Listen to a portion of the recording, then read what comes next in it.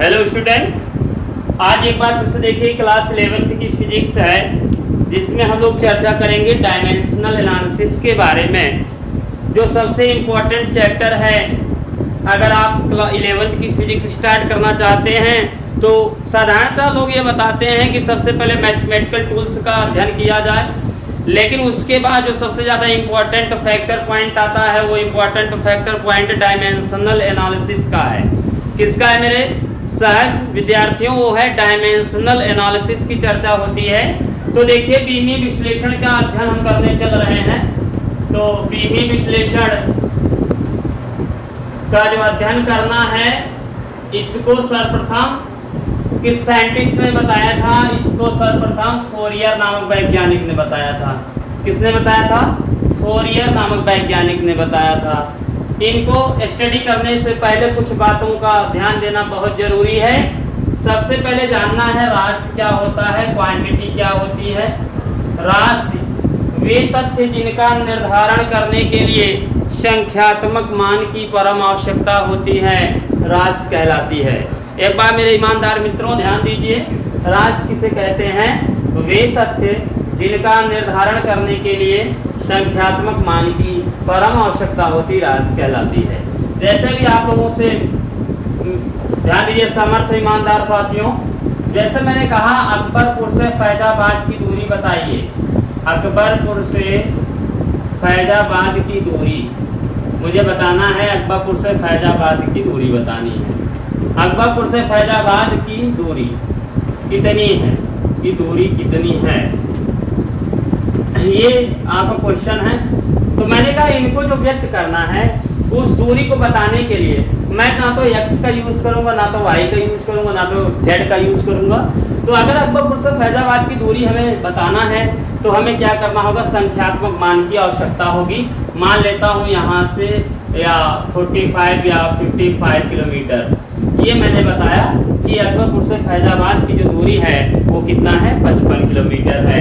आइए मेरे प्यारे साथियों, मैंने आपको बताया 55 क्या है? संख्यात्मक मान। मतलब इसमें जो दूरी को व्यक्त करना था या इसमें जो क्वांटिटी हमको बतानी थी वो मैंने आपको बताई कितना? 55 किलोमीटर। तो 55 वाट 55 क्या है? एक न्यूमेरिकल वैल्यू है। तो राशि किसे कहते हैं? वह तथ्य जिनका निर्धारण करने के लिए संख्यात्मक मान की परम आवश्यकता होती है, राशि कहलाती है। आइए नेक्स्ट पॉइंट पे चलते हैं। भौतिक राशि किसे कहते हैं? भौतिक राशि के बारे में जानते हैं। कॉपी और पेन उठा लीजिए, सब लोग नोट करते चलिए। आप लोगों को डेली क्लास में कुछ न कुछ पढ़ाया। भौतिक राशियां, बात आगे मेरे भाइयों, भौतिक राशियां क्या होती हैं? वे राशियां जिनको मापा जा सके, जिनका मापन कर सके, उनको क्या कहते हैं? भौतिक राशियां। एक बात पुनः सुन लीजिए, वे राशियां जिनको मापा जा सके भौतिक राशियां कहलाती हैं। तो जैसे कि आपसे कहें जो भी राशि आप नाप सके वही क्या है? भौतिक राशि है। जैसे हमने कहा बताइए ग्रीन बोर्ड की लंबाई बताइए, तो आप ग्रीन बोर्ड की लंबाई बता सकते हैं।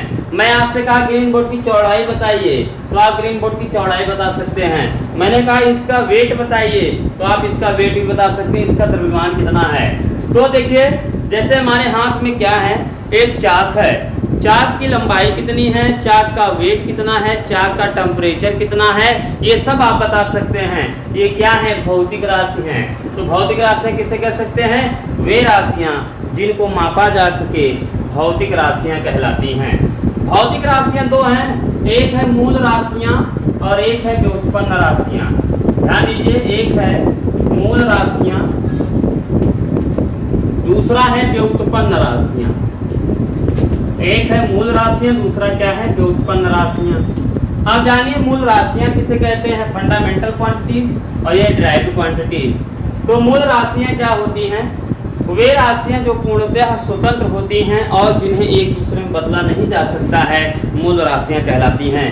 फिर से एक बार ध्यान से सुनिए, वे राशियां जो पूर्णतः स्वतंत्र होती हैं और जिन्हें एक दूसरे में बदला नहीं जा सकता है, मूल राशियां कहलाती हैं। मूल राशियां संख्या में कितनी है? 7 है। पहला क्या है? लंबाई। दूसरा क्या है? द्रव्यमान। तीसरा क्या है? समय। चौथा क्या है? विद्युत धारा। पांचवा क्या है? ताप। 60वां क्या है, जो तीव्रता, नोट करते रहिएगा। और 7वां जो है वो पदार्थ की मात्रा है, पदार्थ की मात्रा है। मेरे प्यारे मित्रों ध्यान दीजिए, मैंने आपसे कहा मूल राशियां लंबाई को द्रव्यमान में कन्वर्ट कर नहीं सकती, इन दोनों को एक दूसरे में बदला नहीं जा सकता है, या आप समय और विद्युत धारा को एक दूसरे में नहीं बदला जा सकता है। ये सभी पूर्णतः क्या है, स्वतंत्र हैं, जिन्हें एक दूसरे में बदला नहीं जा सकता है। ये सब क्या है, मूल राशियां हैं। वे राशियां जो पूर्णतः स्वतंत्र होती हैं और जिन्हें एक दूसरे में बदला नहीं जा सकता है, मूल राशियां कहलाती हैं। व्युत्पन्न राशियां क्या होती हैं, वे राशियां जो पूर्णतः स्वतंत्र नहीं होती हैं और जिन्हें मूल राशियों से तैयार किया जाता है, व्युत्पन्न राशियां कहलाती। देखिए नाम से स्पष्ट है, व्युत्पन्न मतलब उत्पन्न होने वाली। ऐसी राशियां जिनको मूल राशियों से तैयार कर सकते हैं और जिन्हें एक दूसरे में व्यक्त कर सकते हैं, व्युत्पन्न राशियां कहलाती हैं। जैसे दूरी है, दूरी एक लंबाई है और समय, ये दोनों क्या हैं, मूल राशि है। ये दोनों क्या हैं, मूल राशियां हैं, मूल राशि। ये भी क्या है भैया, मूल राशि है। अगर मूल राशि हैं दोनों, तो इसे जो अगर दूरी समय से भाग देंगे तो पैदा क्या होगा, चाल। तो चाल क्या होगा मेरे भाई लोग, चाल है व्युत्पन्न राशि। तो समझ में आया कुछ न कुछ? हाँ जी सर, बिल्कुल आ गया, एकदम कॉन्सेप्ट क्लियर है। आज बहुत मजा आने वाला है। मूल राशियां क्या हैं, वे राशियां जो पूर्णतः स्वतंत्र होती है, जिन्हें एक दूसरे में बदला नहीं जा सकता, मूल राशियां कहलाती हैं। व्युत्पन्न राशियां क्या होती हैं, वे राशियां जो पूर्णतः स्वतंत्र नहीं होती हैं और जिन्हें मूल राशियों से तैयार किए जाते हैं, क्या कहलाते हैं भैया, व्युत्पन्न राशियां। आइए अब चलते हैं नेक्स्ट हेडिंग पर। हेडिंग टू हेडिंग आप नोट करते रहिए, क्योंकि कुछ इंपॉर्टेंट फैक्टर पॉइंट है, उनके बारे में थोड़ा सा जान लिया जाए। अब है मूल मात्रक। एक बार ध्यान दीजिए, मूल मात्रक। मात्रक क्या होता है, किसी राशि को निश्चित मानक मानकर दिया गया नामकरण ही मात्रक कहलाता है। कोई राशि को निश्चित मानक मान लीजिए, जैसे हमने मानक माना 100 सेंटीमीटर, एक निश्चित मानक माना है। चाहे आप इंग्लैंड में रहिए, चाहे अमेरिका में रहिए, चाहे जहां रहिएगा, 100 सेंटीमीटर है भाई बाप, तो वह 1 मीटर के क्या होगा, बराबर होगा। तो किसी राशि को निश्चित मानक मानकर, मैंने इसको मानक माना, निश्चित माना है और दिया गया नामकरण ही क्या है, मात्रक है। तो 100 सेंटीमीटर बराबर क्या है, 1 मीटर के है। तो ऐसे भैया मूल मात्रक क्या होते हैं, मूल राशियों को व्यक्त करने के लिए जिस मात्रक का प्रयोग किया जाता है उसे मूल मात्रक कहते हैं। और व्युत्पन्न मात्रक किसे कहते हैं, दूसरा है। मूल मात्रक समझ में आ गया। व्युत्पन्न मात्रक, व्युत्पन्न राशियों को व्यक्त करने के लिए, व्युत्पन्न राशियों को व्यक्त करने के लिए जिस मात्रक का प्रयोग किया जाता है उसे व्युत्पन्न मात्रक कहते हैं। आइए कुछ कॉन्सेप्ट है, उन कॉन्सेप्ट को समझा जाए। इधर देखिए क्रम संख्या लिखते हैं, इधर है मूल राशियां, इधर है मूल राशियां, इधर भैया है मूल मात्रक। ध्यान दीजिएगा, मूल राशियां संख्या कितनी भैया, 7 है। 1 2 3 4 5 6 7, ये 7 हैं। पहला क्या है, लंबाई है। पहला क्या है, मूल राशि लंबाई। दूसरा क्या है, द्रव्यमान। तीसरा क्या है, समय। चौथा क्या है, विद्युत धारा। फिर क्या है, ताप। फिर क्या है, ज्योति तीव्रता। फिर क्या है, पदार्थ की मात्रा।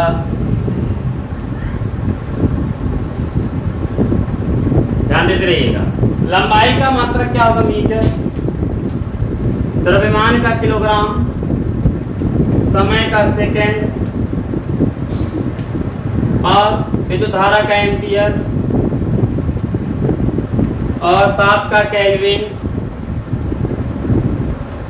और इसका भैया कैंडिला। और इसका क्या होगा, मोल। कितना नोट करिए, जल्द से जल्द नोट करते रहिए।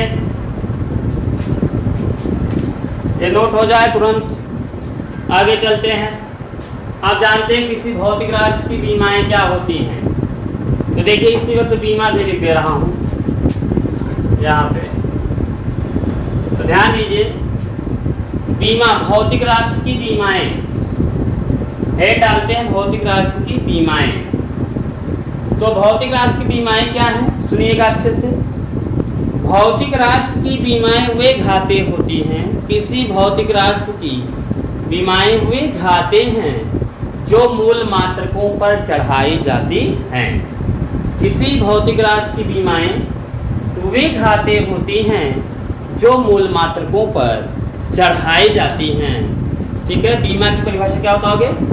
बीमा की परिभाषा यही बताओगे, किसी भौतिक राशि की बीमाएं वे घाते हैं जो मूल मात्रकों पर चढ़ाई जाती हैं।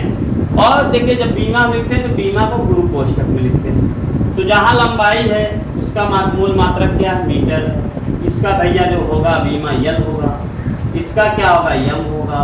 इस समय का क्या होगा, टी होगा। एम्पियर का क्या होगा, ए होगा। केल्विन का जहाँ ताप होगा थीटा होगा या के होगा, दोनों में से कुछ भी कर सकते हो। कैंडिला का क्या होगा, सी डी होगा। मोल होगा इसका। तो ये बेटा गुरु कोष्ठक में लिखे जाते बीमा। तो जहां भी लंबाई होगी उसका बीमा क्या होगा, यल। द्रव्यमान होगा तो यम, समय होगा तो टी, विद्युत धारा होगा तो ए, ताप होगा तो थीटा या के, जो तीव्रता कैंडिला सी डी, पदार्थ की मात्रा क्या होगी, मोल। आइए बीमा निकालने से पहले देखिए इनको तो जरूर याद रखिएगा अपने दिमाग में, ये सारी चीजें दिमाग में रख लीजिए। तो बीमा क्या परिभाषा क्या होता है, बीमा भौतिक राशि की बीमाएं वे घाते होती हैं, किसी भौतिक राशि की बीमाएं वे घाते होती हैं जो मूल मात्रकों पर चढ़ाई जाती हैं, बीमा कहलाती हैं। ध्यान दीजिए, जैसे अगर बीमा निकालना है भौतिक, किसी भौतिक राशि में बीमा निकालना है, तो बीमा निकालने से हमें दो चीजें मालूम हो जाए। पहला तो सूत्र मालूम होना चाहिए, जिसका कह रहा है उसका सूत्र, और दूसरा क्या मालूम होना चाहिए, मात्रक। और तीसरा मैं कहा क्या कि हमको बीमा याद होनी चाहिए। लंबाई है तो यल होगा, किलोग्राम है तो यम होगा, सेकंड है तो टी होगा, एम्पियर होगा, ए होगा, केल्विन या ताप है थीटा लिखेंगे, कैंडिला है तो सीडी लिखेंगे, मोल है तो यम ओ यल लिखेंगे।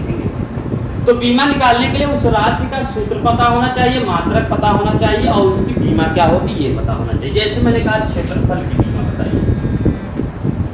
तो देखिए आप लोगों ने, मैंने ये आपको बताया कि जैसे फोरियर नामक वैज्ञानिक ने बताया था कि अगर फंडामेंटल क्वांटिटीज से डेरिवेट क्वांटिटीज तैयार की जाती हैं, व्युत्पन्न राशि, मतलब FQ से DQ को बदला जा सकता है, लेकिन DQ को FQ बदल लेंगे तो बीमीय विश्लेषण लागू करेंगे।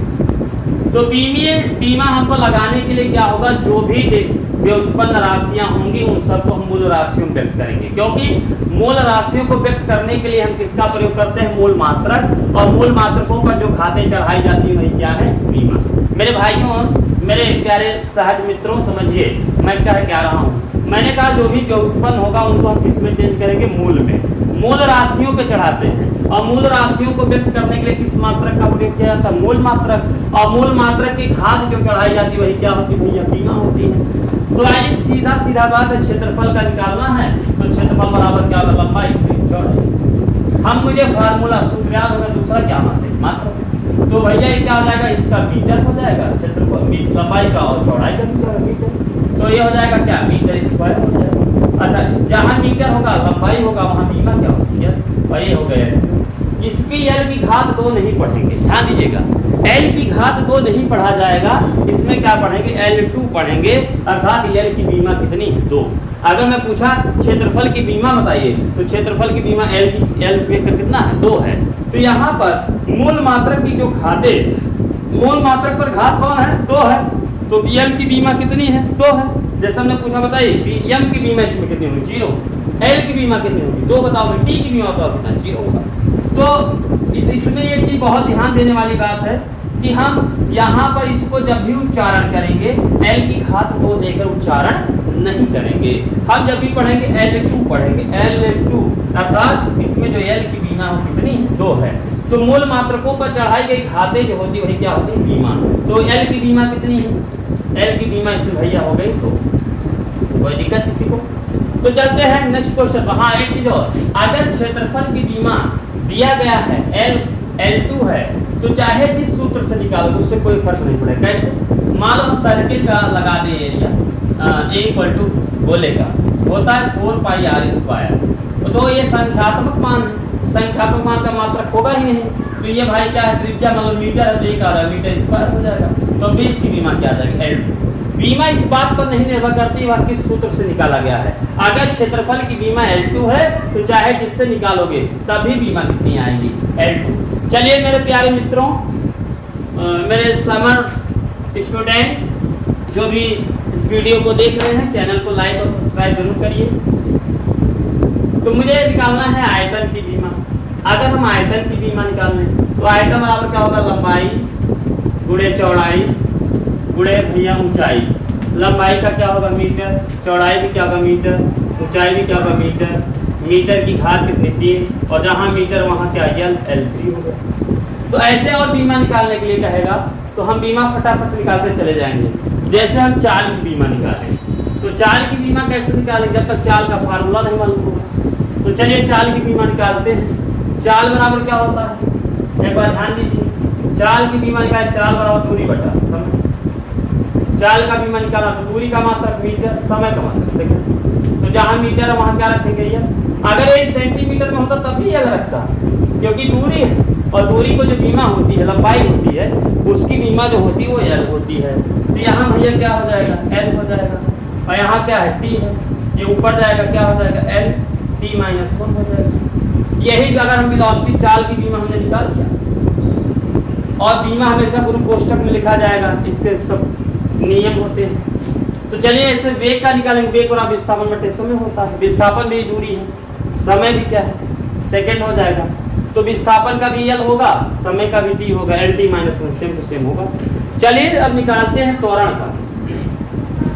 त्वरण क्या होता है, त्वरण बराबर होता है वेग में परिवर्तन, वेग में परिवर्तन बटे समयांतराल, वेग में परिवर्तन बटे समयांतराल। वेग का जो मात्रक होगा मेरे भैया वो मीटर पर सेकंड होगा, समय का जो होगा सेकंड होगा, तो हो जाएगा ये मीटर पर सेकंड स्क्वायर। तो ये जो मीटर हो क्या है L है, सेकंड जो है वो क्या है T है, तो ये ऊपर जाएगा तो क्या हो जाएगा L-T-2। तो जो त्वरण का बीमा होगा वो क्या होगा L-T-2 होगा। ऐसे हम लोग कुछ बीमा आपको दे रहे हैं, घर से निकाल लीजिएगा। और जिसको नया है वो भैया एक व्हाट्सएप ग्रुप है, व्हाट्सएप है, उस पर कमेंट कर दीजिएगा, लिख लीजिएगा नंबर 7007555613। इस पे उस क्वेश्चन को आप लोग टाइप कर दीजिएगा। जो भी हमारे मित्र हैं या मेरे फ्रेंड हैं या हमारे स्टूडेंट हैं वो इस व्हाट्सएप नंबर पर कमेंट जरूर कर दीजिएगा। अगर कोई क्वेश्चन आपको दिक्कत लग रहा है बीमा से रिलेटेड तो आप लोग जरूर उसमें कमेंट कर दीजिएगा, सोल्यूशन आपको दिया जाएगा। चलिए अब आप लोगों को मैं कुछ क्वेश्चन दे रहा हूँ, उस क्वेश्चन को आप लोग जरूर लगा लीजिएगा अपने फ्रेंड कॉपी में। देखिए पहला है क्या जो हम निकालेंगे, देखिए जो आपको मैं दे रहा हूँ, घनत्व की बीमा निकाल लीजिएगा, दाब की बीमा निकाल लीजिएगा, कार्य की बीमा निकाल लीजिएगा, बल की बीमा निकाल लीजिएगा, तो प्रतिबल की बीमा निकाल लीजिएगा, ऊर्जा गतिज ऊर्जा की बीमा निकाल लीजिएगा, और स्प्रिंग बल नियतांक पृष्ठ तनाव का और स्प्रिंग बल नियतांक का, स्प्रिंग बल नियतांक का इतना बीमा आप लोग निकाल लीजिएगा। आज के लिए इतना ही। जय हिंद जय भारत।